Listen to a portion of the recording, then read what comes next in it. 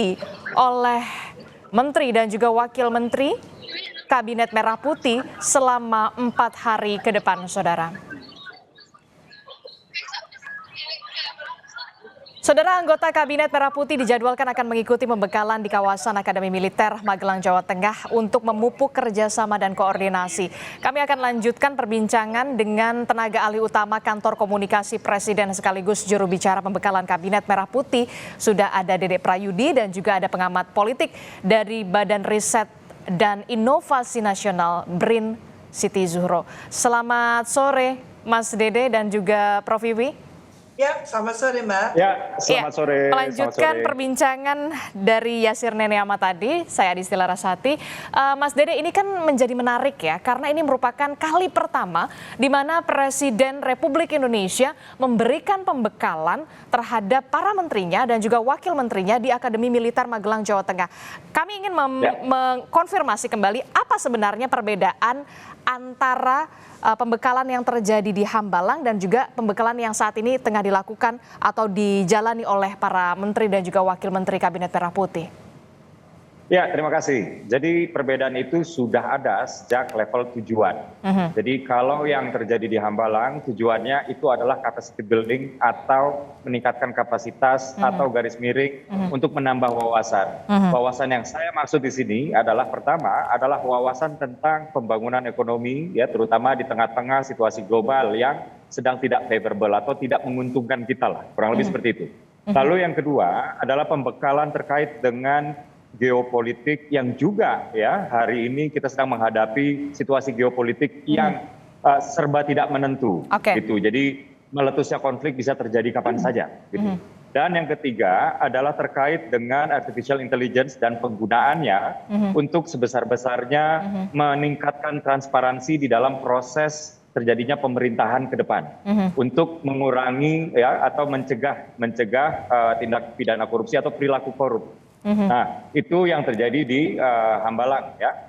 Lalu kalau kita berbicara apa yang terjadi di Magelang, tujuannya itu adalah untuk team building, untuk menyatukan visi, untuk mengikis sekat-sekat psikologis di antara anggota kabinet yang tadinya mungkin ada sekat-sekat psikologis, apalagi ya kita baru saja melewati kontestasi politik ya, supaya ini melebur lagi menjadi satu ya, supaya ini menjadi kompak, supaya mereka menjadi solid dan mereka betul-betul paham, bukan hanya paham, tapi mampu menghayati sampai hati soal apa itu yang dimaksud dengan visi seorang Presiden Prabowo Subianto, kurang lebih begitu. Oke, jadi kalau menurut Anda kalau misalkan kemarin di Hambalang ini lebih ke capacity building, kemudian kalau misalkan di Magelang, Jawa Tengah ini lebih ke bagaimana membentuk tim building begitu ya, jangan sampai ada ego sektoral di sana. Nah kalau ke Prof Wiwi sendiri, seberapa pentingkah kemudian tim building untuk menyamakan visi dan juga misi, termasuk juga ya bisa dikatakan jangan sampai ada potensi ego sektoral, karena kita tahu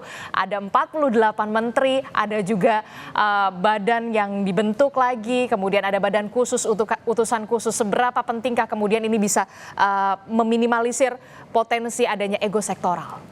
Ya, sangat amat penting sekali. Karena sebetulnya yang diperlukan memang collaborative governance melalui digitalisasi governance, kan gitu ya.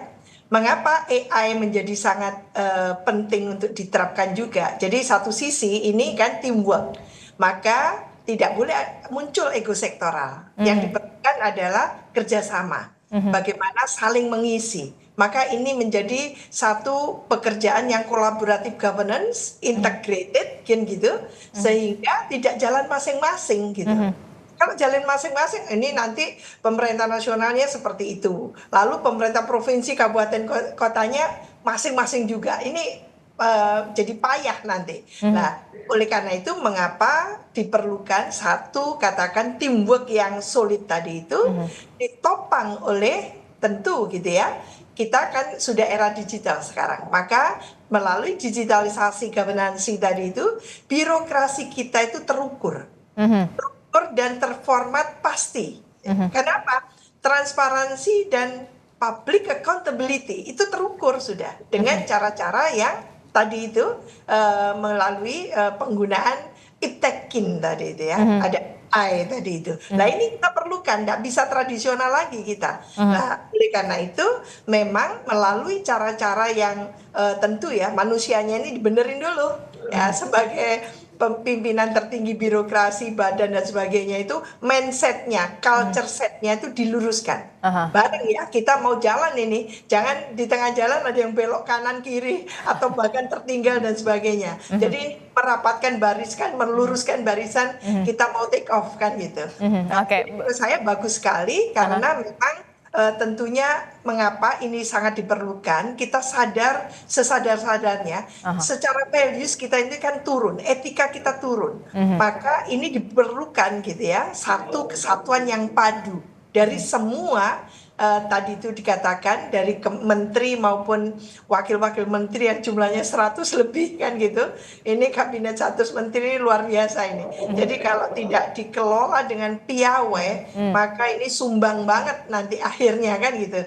Sebelum terjadi sumbang yang seperti ini, maka inilah yang akan dibekali dan mulai dipastikan gitu ya. Siapapun mau take off silakan. Kalau tidak mampu take off mundur kan gitu. Jadi ini yang istilahnya itu bargaining positionnya itu sangat jelas, eksplisit apa yang dikatakan Pak Prabowo to be or not to be kan gitu. Jadi kalau ada pembantunya oke, baik itu menteri maupun wakil menteri maupun staf khusus dan sebagainya, termasuk Mas Uki ini kan itu. Jadi nggak mau ya sudah gitu, mundur saja. Nah itu adalah tawaran yang di depannya itu sudah pahit-pahitnya disampaikan.